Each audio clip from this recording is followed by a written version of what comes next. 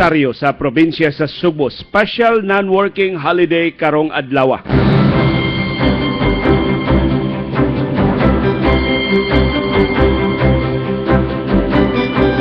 Ang Kapitolyo sa Subo mo'y mangu sa tibuok lalawigan sa Subo. Apil ng tanan niya mga dakbayan o galungsuran nga covered sa holiday karong adlaw sa pagsaulog sa ika-446 446th anniversary sa probinsya sa Subo.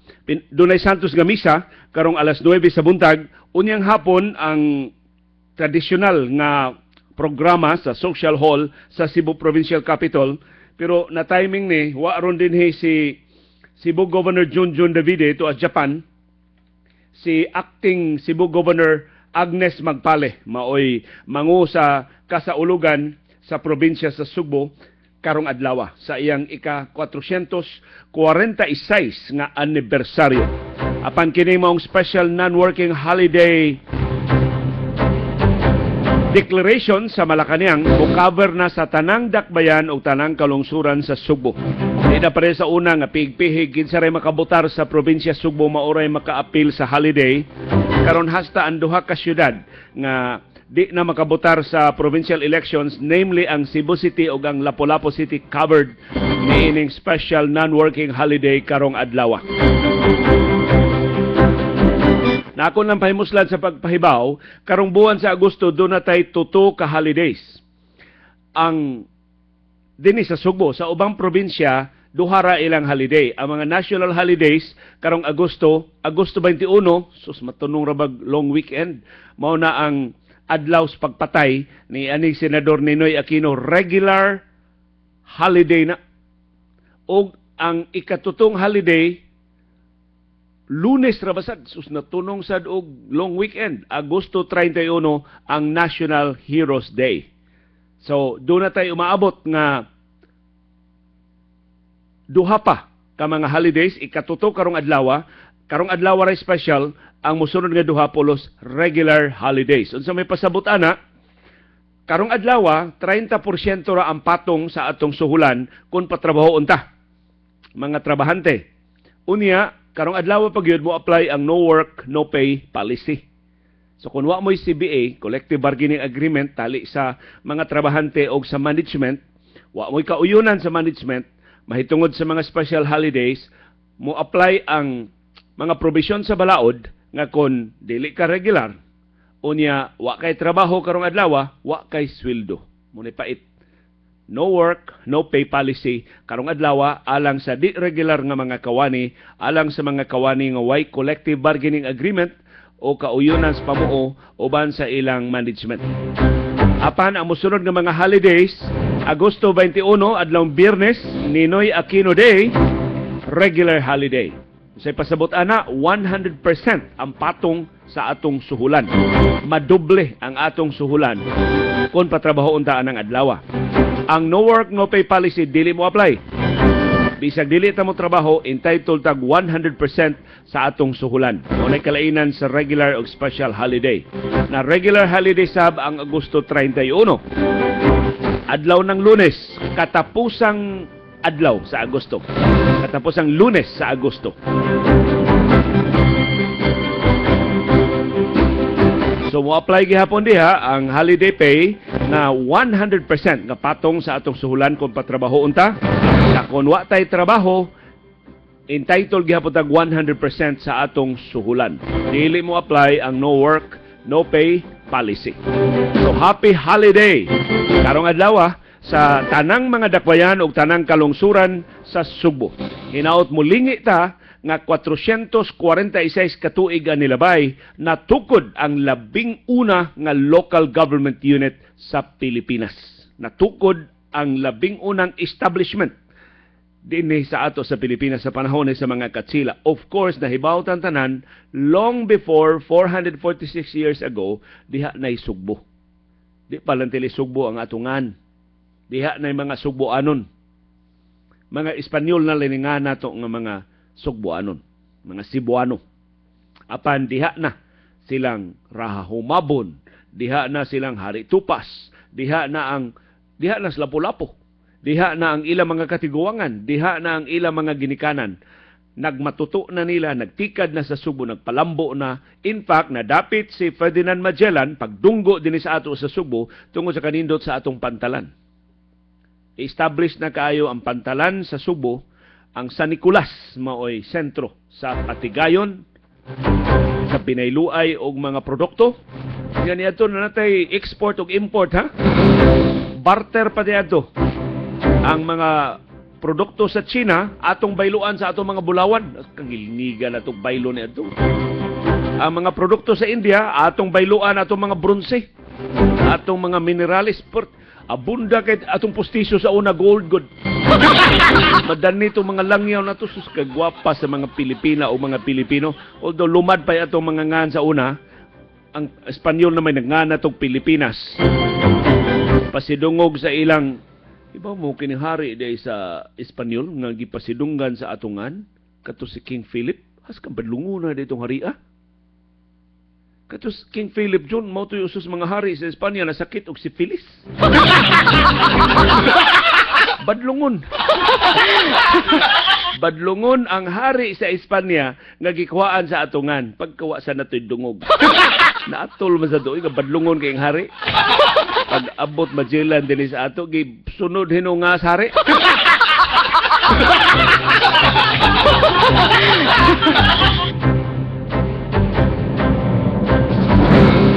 So hinaot, makaangkon ta garbo, makaangkon ta og dungog, makaangkon ta og direksyon, makaangkon og kahulugan. Ang atong panikay-sikay matag adlaw, dugang kahulugan nga 446 katuig ang nilabay. Kitay nahimo nga duyan sa Kristyanismo, kitay nahimo nga labing una nga settlement, Spanish settlement dinhi sa Pilipinas.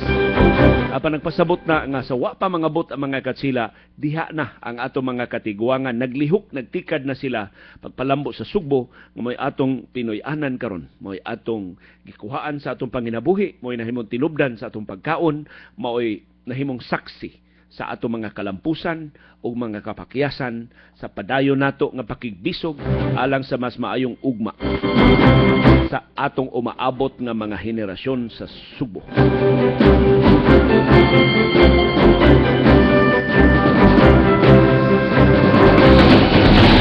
Kaputon hanggang ngayon, Arangkada Bataling Hugan!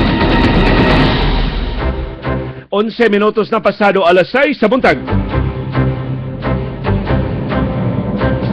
Haskang hapsayas kadalanan karong buntaga kay wa may klase o way trabaho mo sa pipilara ang mga pasahero. Doon ay mga trabahante kadtong mga bisag holiday, sayo kaayo.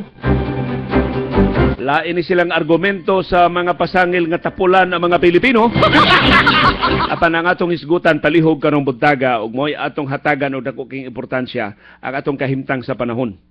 Atong susihon ang Philippine Coast Guard kay natinuod ang atong gikahadlukan na apil ang Sugbo, ang Bohol o kasilingan na nato nga mga probinsya sa gale warning nga giluwatan sa Pag-asa. Giluwatan sa Pag-asa ang gale warning karong alas 5 kadlawon. Ang peligro ani dili na sa makalarga ang atong mga fast crafts o ang atong gagmay nga mga sakyanan sa dagat. So atong susihon sa Philippine Coast Guard, doon na may schedule mo larga karong alas 6, nakalarga ba? Unsay mahitabo sa uban pa mga biyahe sa barko. Kay ang bagyo nga si Hana na downgraded na siya, di na siya super typhoon. Ordinaryo na lang ni siya nga bagyo, ug perti na niyang layuan, na siya sa Basco, Batanes. Kanang Basco, Batanes, maunay naagis kinatumyan sa Pilipinas. Amihanang tumoy sa Pilipinas, pila na lang na kilometro gikan sa Taiwan. Perting duula na lang anas Taiwan. Nga may sunod nga rumbo ining bagyong Hana. Apan, tungod sa iyang kakusog, tungod sa kalapad sa iyang hangin o influensya, niabot ang dagko kay mga bawod dinis ato sa Kabisayan. So, apil ang Sugbo o ang Bohol o kasilinganan ng mga probinsya sa gale warning giluwatan sa Pag-asa. Na kinirabang gale warning 12 hours ni. So, unya na ni malibkas kon mugamay na ang mga baod, di ni malibkas karong udto, malibkas ni unya pas alas 5 sa hapon. Kay giluwatan ni alas 5 man karong kadlawon. So atong ipasusi dyon ang Philippine Coast Guard aron masayo na to pagpahibaw mga pasayro, makalarga ba sila karong adlaw o dili ba? Kasagaran kung dunay gale warning, ang did-an sa paglarga mao kining mga barko nga dunay gibug-atong 250 toneladas paubos o mga barko wa kaabot og 250 toneladas apan makalarga ang 250 tonnage and up. Kini mas dagko nga mga barko. Ato susihon karong buntag sa Philippine Coast Guard unsay ilang lakang himuon karon nakadawat na sila ning opisyal nga gale warning sa Pag-asa. Why public storm warning signals nga gilawatan ang Pag-asa nganuman kay di man mo landfall ang bagyong si Hana.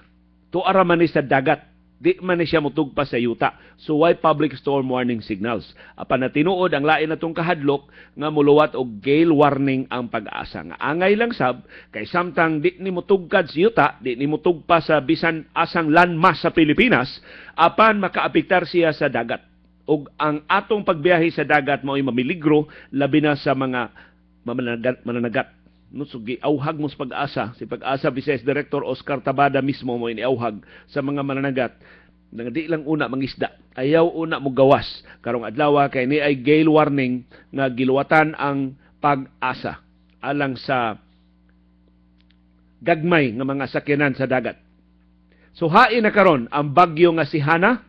Labing uhing monitoring sa Pag-asa alas 4 ganing kadlawon, ang bagyong si Hana naa sa 955 kilometers east of Basco, Batanes o sa coordinates nga 20.3 degrees north o 131.1 degrees east. Ang labing kusog niyang hangin 175 ka kilometro na lang matag oras dool sa tunga-tunga. Ang iyang pag-unos moabot og 200 Gs ka kilometro matag oras. Ang bagyo nga si Hana nag-irog padong sa kasadpan, amihanang kasadpan nga bahin sa Pilipinas. So padung gid ibabaw, wag na gini kahigayunang motibugsok sa gikusgong 20 ka kilometro matag oras. Di kay kusog, di sa kayo hinay, pasabot ning maabdan pag yun ning laing adlaw, unya na ni sa Sabado sa buntag mo gawas sa Philippine Area of Responsibility ang bagyong si Hana. Ug mas buntag, Biyernes sa buntag, ang forecast sa Pag-asa, mahimutang na si Hana sa 495 kilometers northeast of Itbayat, Batanes. Mao ni ang ikatuto nga labing dakong isla diha sa Batanes. Mao ni akong giistorya ninyo ang mga babay dinhi buwagaw og buhok, asul og mata. Manang kinsay mga ulitaw diha gustong mahigugma adto mo sa Itbayat pero porting layo ay ning Itbayat. Ang biyahe ko na ng Itbayat gikan sa Batanes proper 3 hours. Mulatas ka sa Pacific Ocean. So kung makalatas ka mo nagtinuod dyan ng gugmaha, maoy mahimutangan sa bagyo nga si Hana ugma. Inig kasabado sa buntag, mahimutang siya 245 kilometers north sa Itbayat, Batanes. Unya mo gawas na siya sa Philippine Area of Responsibility inig ka Domingo sa buntag. Mao ni ang labing uwahin natong kasayuran na hipo sa Pag-asa mahitungod sa bagyo nga si Hana. Karon ang labing bag-ong kasayuran sab na atong mahipos gikan sa Philippine Coast Guard o ba ni RC Dalaget. RC, makalarga pa ba ang atong gagmay nga mga barko karong buntaga?